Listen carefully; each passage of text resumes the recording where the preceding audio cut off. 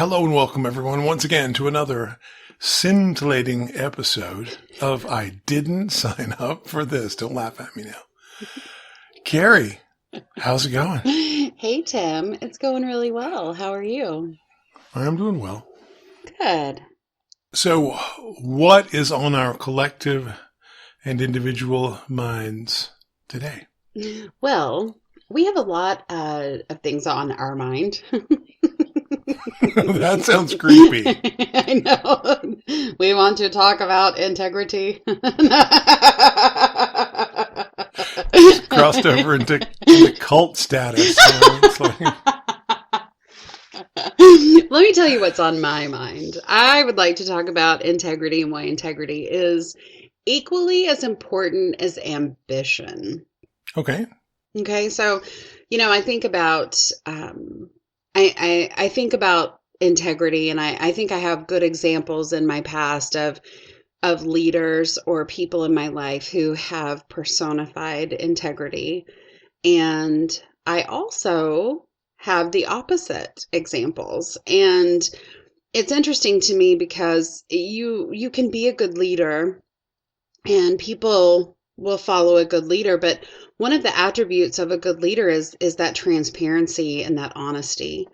And I've been thinking a lot about leadership. I always do, right? Because I want to be the best leader I possibly can.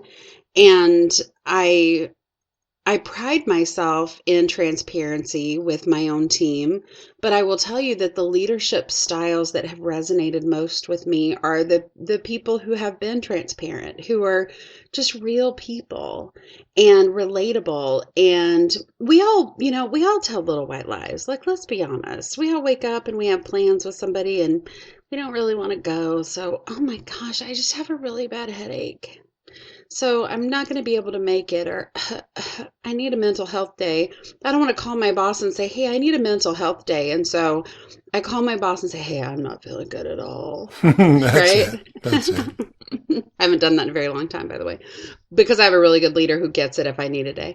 But I guess the point I'm trying to make is we all tell little white lies and we all blur those lines. But integrity is, when you have integrity at the foundation of who you are, that resonates in everything you do. It resonates in every relationship that you have.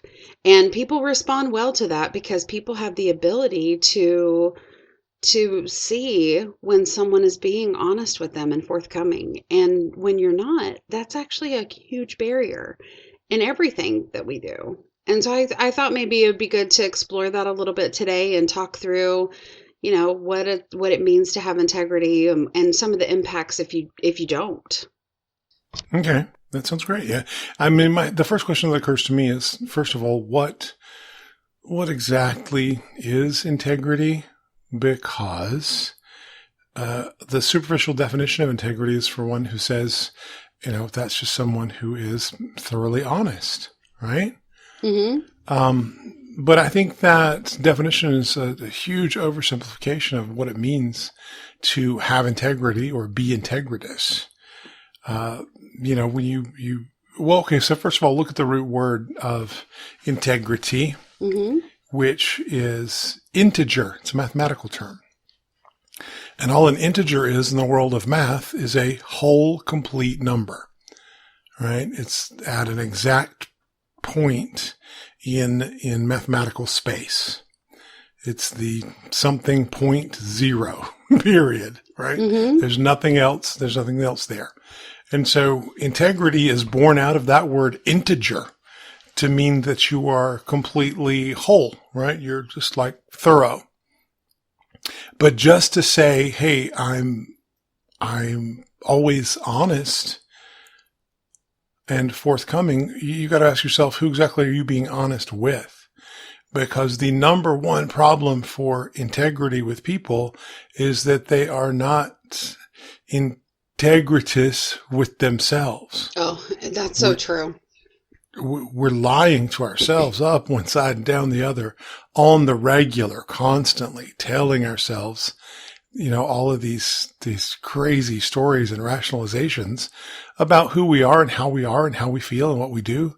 And it's just not accurate, right? And we know it's not accurate, but we want to tell ourselves that it is. We want to present ourselves as the hero in our own story. I totally respect that.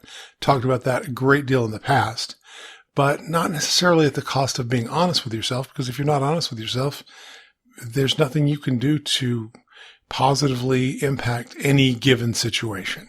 You've got to be honest. Most people aren't. They're just crazy dishonest. Why is that?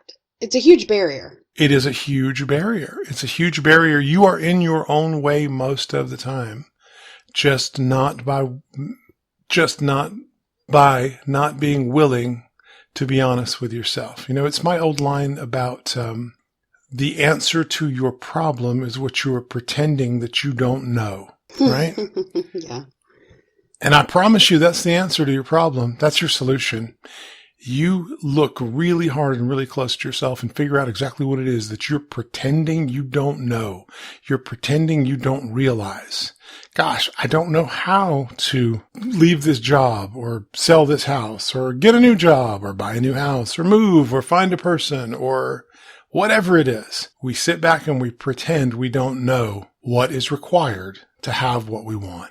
And as long as we do that, we will sit in that ignorant pretense and never really accomplish what we can accomplish with our lives. Well, I think it's interesting that you bring that up because, the old saying is ignorance is bliss, right? Well, it's not really, but it's almost like we're creating something new where, dishonesty is comfort. There you go. And there's a correlation there because I think that we think we don't know what we need to do, or we tell ourselves we don't know what we need to do because it would remove that comfort on almost every level. I can't think of any time that you execute a change, whether it be a moderate one or a drastic change, that there's not some level of being uncomfortable present. And so if I tell myself that I'm happy in the relationship that's unfulfilling, and I lie to myself and I don't worry about the needs that I have and whether or not they're met, then that's right. Then okay, I'm okay. I don't have to do anything. That's right. When you know something, when you receive new information that changes a scenario, if you don't take action, you're discounting yourself and how you need to show up for yourself. And I'm not sure that people are prepared to do that. And I've seen that. I've seen people interact with their loved ones or come show up at a job that they don't like, but they don't really voice it. They don't share that with anybody because once they admit it, they have to admit it to themselves. So I see where you're going with that. I think that makes sense. And oftentimes it's as simple as, jobs and relationships, which we find ourselves circling back to quite frequently, simply because it takes up 90% of your life, right? Sure. Between your job and your significant other, there's precious little life left. There's just not that much more bandwidth to talk about fly fishing or whatever, right? Mm-hmm. And so when you are living in a world where you're telling yourself, this job's not that bad. These people are kind of fun. I like this job okay. Or you're telling yourself, I just really don't have the intellectual heavy lifting capacity to take that promotion. And so the raise can't be mine because I'm not creating more value. And so I just don't want to be burdened by it. Either that or I just want to leave my work at the office. I just want to go home at 5 and not have to think about it. And that's great. That's great. But as long as you tell yourself that, especially if you don't believe it, you will never attain the happiness that you want and deserve. As long as you tell yourself, so he beats me once in a while. It's okay. I upset him, right? That's horrible. I made him upset. Well, why did I say that mean thing? What do you want for dinner, honey? Come here, Madge. Right? It's just That's not funny. It's not funny. So why are you laughing at domestic abuse, Gary? I'm not. What is funny about it? I'm laughing at the accent. It's the accent that did it. Oh. But sadly enough, it's incredibly true. It's incredibly true. We settle for so much less in life simply because, or simply by the methodology of telling ourselves that what we have is good enough, what we have is okay. Because if I have to admit that it's not okay, well then, man, I gotta go find a new job. And that means resumes and interviews and work. And I don't want to do that. This job kind of pays the bills. And, this person, they're around now and then. It's okay. It's not terrible. And so we never strive for more simply because we pretend that we can't have it. The answer to your problem is what you're pretending you don't know. You're worth more. You can do better. Yeah. So go do it. But people won't. Well, there are a lot of people that won't, right? And they're probably not the ones that would ever listen to our podcast. Whenever we have these conversations, I look internally, right? Because I want to share authentic things with people. Like my authenticity, and I have integrity. I'm very honest. And I say things that I mean. I do think that there are times where I reserve the comments and I reserve potential things that I might want to say because you have to gauge your audience, right? And I don't mean this audience per se, but I mean just in general. And so there are things that I'll keep to myself, but I spend a lot of time processing. I'm definitely a processor. You know that about me. You've seen it firsthand quite often. But I have to process, and I have to think through the theory and how I executed on something and how I interacted with other people, and if I did the right thing, or I was honest with myself, or and so I pride myself in that, although I'm sure it makes people in my life somewhat crazy sometimes. But so I always think about that, and I think about the times where I wanted to make a change and I knew I needed to make a change, but I felt like I had to set the foundation of that change and kind of work behind the scenes before I could just, go in and pull that Jerry Maguire moment, right? And just grab the goldfish and say, I'm out of here. And I think that a lot of people find themselves in similar situations because they're unhappy. They know that they're unhappy. They're being honest with themselves, but they have to kind of set the foundation. Truthfully, that's the whole reason I have a life coaching certification. I talk about it in my book because I was in a position where I had made a giant life change. I moved down here to Arizona, away from all of my family, all of my friends, and was attempting to build a new life. And I had some barriers in the role that I was in with the company that I worked for. And a lot of it had to do with a very inauthentic leader. And so I had to set the foundation. Not only did I say, if I could wake up and do anything tomorrow, what would it be? And I made that decision. The coaching piece of it is something that I have always loved. But I couldn't just quit my job.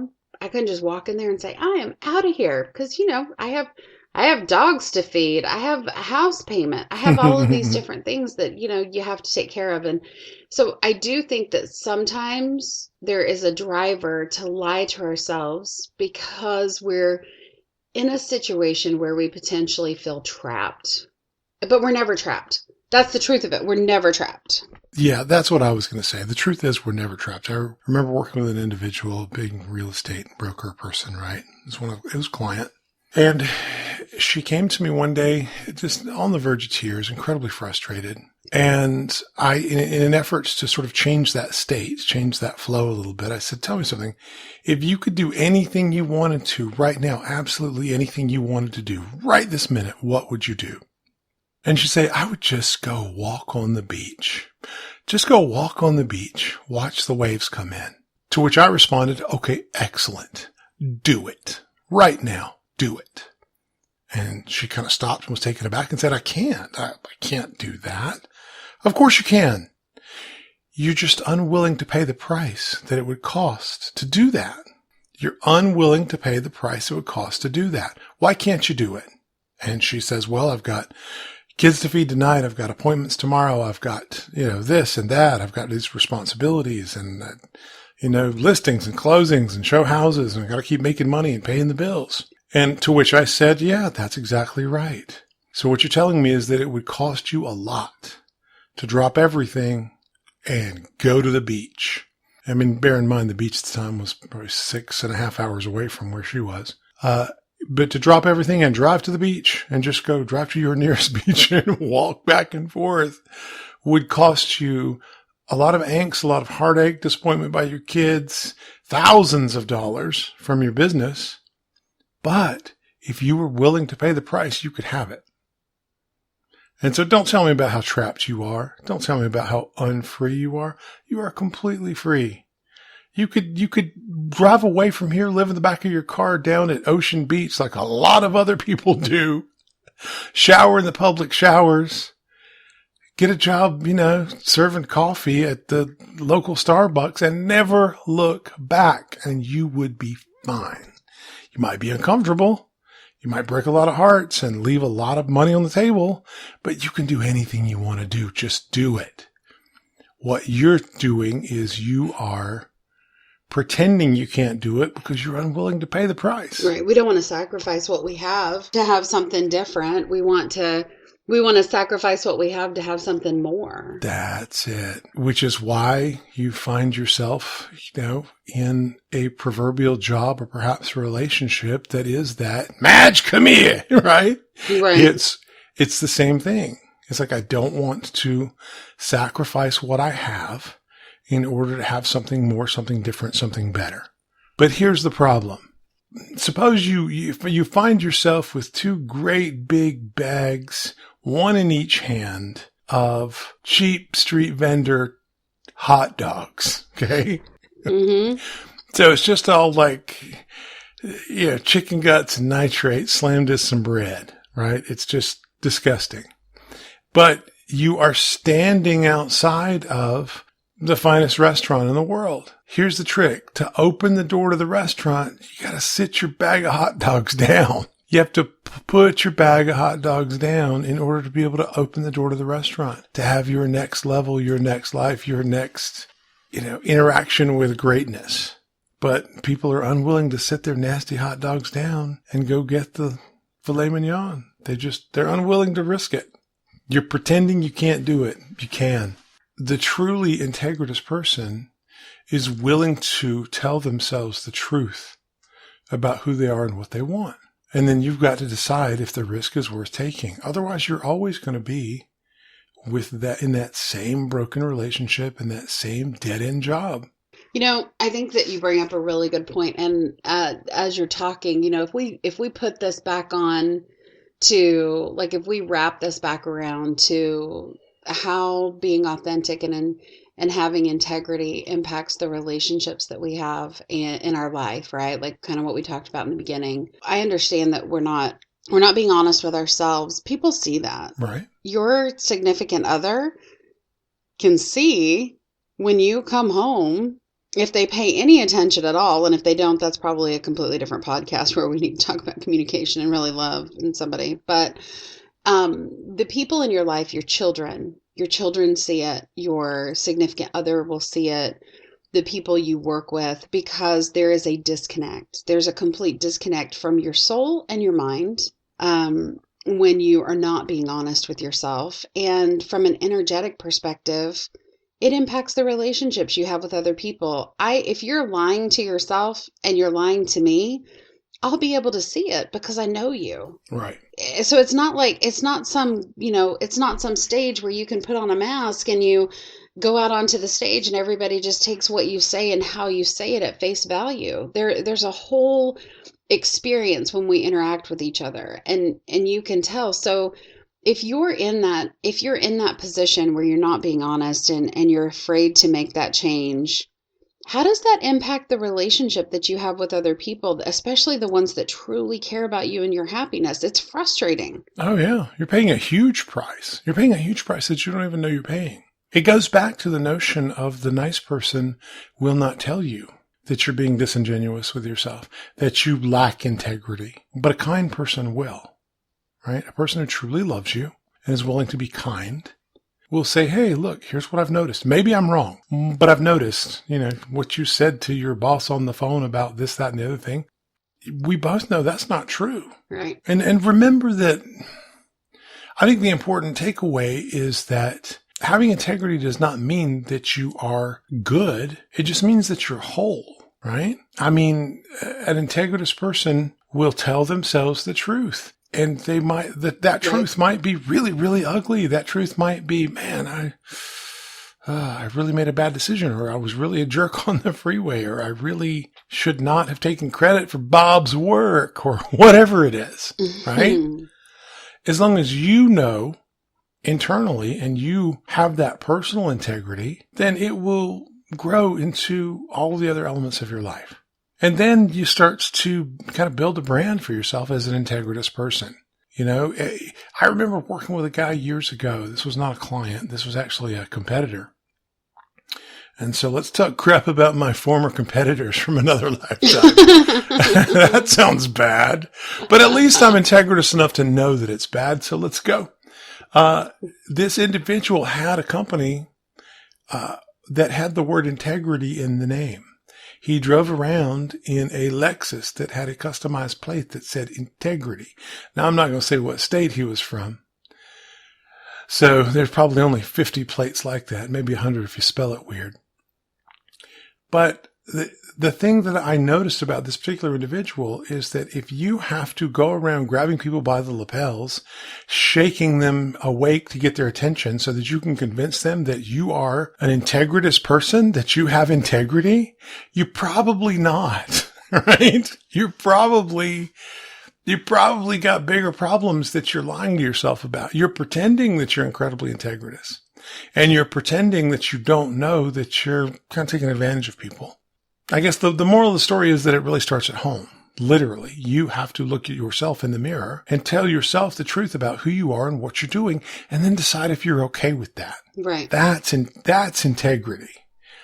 You know, people simplify the definition of integrity down to just, he or she is super honest and good and wonderful. Well, you know, I'm not sure all of those descriptors really go together, honest and good and wonderful. Not all the time. Not for everybody. Because sometimes that honesty gives people the perception that maybe you're not that nice or you're not that good. Right. Absolutely. So, you know, if I think about integrity, I think we've nailed it, right? The quality of being honest, having moral principles, and truthfully, having those moral principles is doing what's right, not what makes people feel good. Like, nobody wants the guy that's so honest at a party that everybody steers clear of him because he's downright rude. Like, nobody wants that. So you have to be strategic in how you deliver a message. That's why I'm not getting invitations. It totally is. You're a jerk. He's honest. He's the most honest jerk I've ever met. That's a good line. That's a good line. People want to feel good, right? It's like sandwiching in a tough message, right? So I know that, like, from a leadership perspective, if I have feedback that I need to give to someone, I don't just call them up and say, "Hey, you really bombed that meeting. That was horrible." I'll call them up and I'll say, "Hey, here are the things that you did really well, and I really appreciate what you did." Okay, so you're talking about the compliment sandwich. Yes, yeah. You're like sharing bad news by sandwiching it in between a couple of compliments. Love your shoes. You really suck at your job, and cute hair. Oh my gosh, it's not that superficial. Hopefully not, but that's the concept. Your hair, you are pretty. You're an idiot, but gosh, look at that skin. No. I mean, you know, I make jokes with my friends when we say stupid stuff sometimes. I'm like, when I don't know what to say, I just say, "You are so pretty." They get it. They get it. We laugh. Right? They say it to me too. It's just how it is. But no, it's not. And I don't necessarily like the sandwich, right? Like but I do find value in pointing out strengths when you're giving constructive feedback. Right. Or you're giving, you know, suggestions on how to make something better. Now, there have been times due to maybe an escalation of an issue or something like that where it needs to be a little more upfront. But you do have to make your statements in the relationships that you have. You have to be able to deliver that feedback in a way that shows that you still value the person. I mean, you've done it. We've talked about this. The way you the way you tell the kids that they need to quit acting up. Like you come back and, you say it best, right? But it's like, Yeah. I care about you too much. Mm-hmm. I love you too much to let you think that this is okay and that this will get you what you want in life. Right. Because I know that it won't. And I love you too much to let you get away with it. So you have to deliver that way. You have to. You can't just be the guy at a party holding a beer saying, you are an idiot and you look horrible and you can't. That's not having integrity. That's being so overly crass that you don't know how to build a relationship. So there is a strategic balance when you're dealing with other people. Now, I would venture to say that someone with integrity who is being honest with themselves, they actually don't buffer that same thing in. And we could get into a whole reason why we need to remember our strengths when we're talking about what we need to change, right. Because that's self-love. And, that, like I said, that's a completely different podcast. But people, what it boils down to is if you are not honest with yourself about your life, about your relationships, about all the things that matter to you, it will in turn damage your relationship because there is a level of inauthenticity that people will feel every time they're around you. Right. We've all been in the office where the guy comes up and he talks to people and he's just so non-relatable, and people are like, oh, if anything ever happens in the office, it's going to be that guy. when it's very rarely that guy, right? Like maybe, crazy things happen every once in a while, but it's very rarely that guy. But that is an example. It's a very extreme example of being able to pick up on someone's inauthentic energy and what they're giving you. There's a level of discomfort. Like, I don't feel comfortable. I don't feel peaceful. I feel threatened. I'm stuck on that guy from Office Space and his swing line stapler. And if you haven't seen Office Space by now, that's a big spoiler. But for the love, go see Office Space. Go rent it on iTunes or something. It's a classic. Swing line stapler. My swing line stapler. It's always that guy. Yeah. You think it's always that guy, but it never is. Right. Oh. Now, I remember, oddly enough, another outtake from a film. We watch too many movies, probably. I think so. Probably we should have worked more instead of being these you cinephiles. But in the film, The Devil Wears Prada, there is this scene where the main character, Andy, is talking to her boyfriend. And he's telling her he's a chef, and she, of course, works for the he works for Anna Wintour, a take of Anna Wintour from Vogue.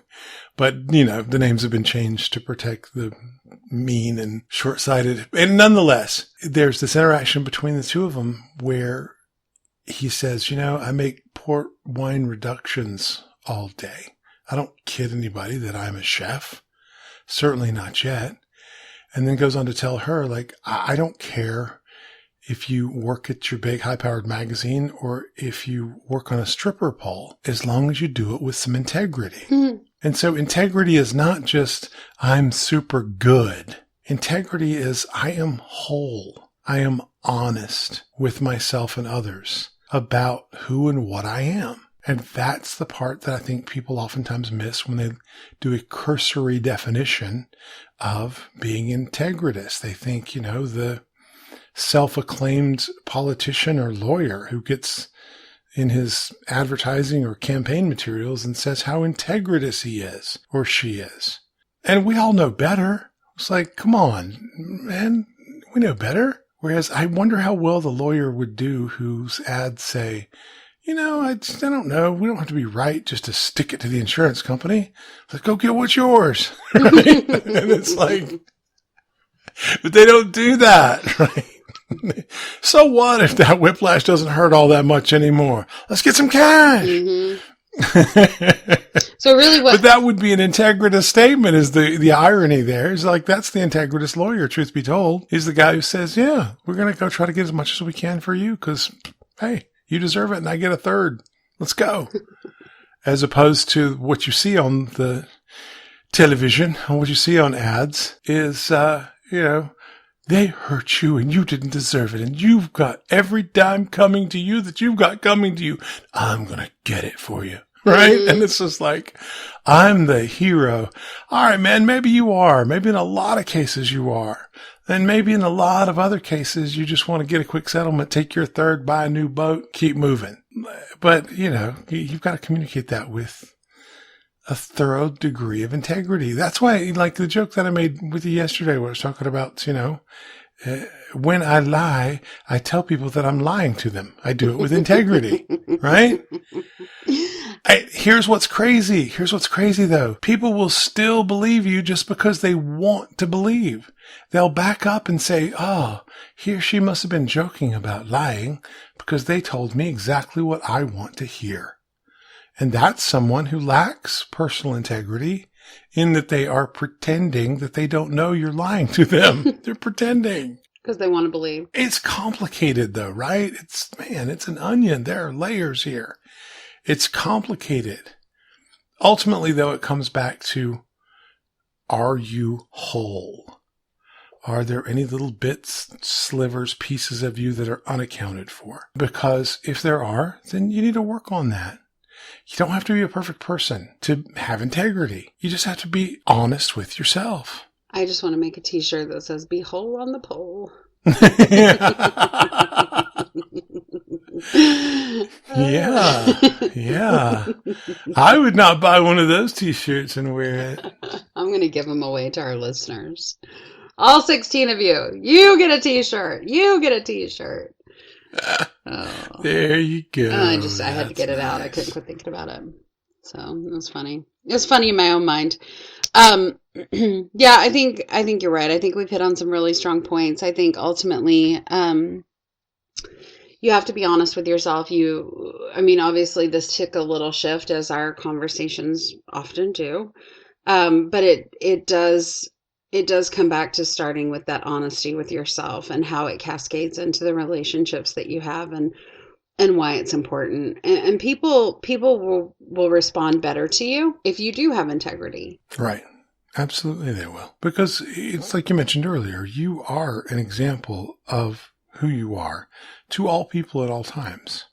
And people are making judgments, large and small. They're making micro judgments about you all the time. And if you are incongruent with how you seem to feel as compared to the words that you are saying, then people will come to think that you don't have integrity. It's not about being good or even right. It's just about being consistent. It's about saying what you do and doing what you say. Right. You'll love yourself for it. I mean, you will. When you're honest with yourself, there's a lift. You don't feel the pressure of dishonesty. And I think anybody who's ever told a lie, or especially been caught in a lie, knows what that feels like. There is a pressure from being dishonest. So integrity automatically alleviates that. You just have to, you have to do it strategically. You have to be strategic enough to build relationships. I actually coached someone not too long ago on building relationships, and I just want to finish up with this thought and then turn it back over to you. But when you interact with people, it's a bank account. You make deposits and withdrawals, and you have to have enough deposits in order to make a withdrawal. And when you're being upfront and honest with someone, sometimes that shows up as a deposit and sometimes it shows up as a withdrawal. And so you do have to balance, because we all want to be accepted. And we could get into so many things about self-acceptance versus acceptance from our network or our peer group, and why that's important to us as individuals. But ultimately, we all want to be valued and accepted for what we bring to the table. And so when you are being honest with someone and you're giving them feedback, or even with yourself, you've got to be able to do it in a way that enhances the value that you place on yourself and the value you place on the relationships you have. Right. I agree with that. I agree with that wholeheartedly. And like my closing thought would just be that, in simple terms, the only reason we ever lie to others or to ourselves is because we believe the truth is not good enough. Right? Mm-hmm. If you think that your truth is not good enough, then you will lie about your truth. You will say something that is untrue. anything as simple or diverse as I love this person, I love this job, to know I was not speeding or I came to a full and complete stop at that stop sign, right? Because we know what really happened, and if the truth is not good enough, then we've got to tell something that's other than the truth. So if you come back to that notion of self-acceptance and self-awareness and self-realization, then you'll find that your truth is good enough, even when it's bad. And therein lies your integrity. I like it. Well, my final thought. No. Oh my gosh. No, come on. All right. I think we can wrap this up. We've got some good stuff. So be honest with yourself. Be honest with everybody else. And you'll be a lot happier for it. Cool. So dream your life already. Dream your life. Live your dreams. Bye. Bye.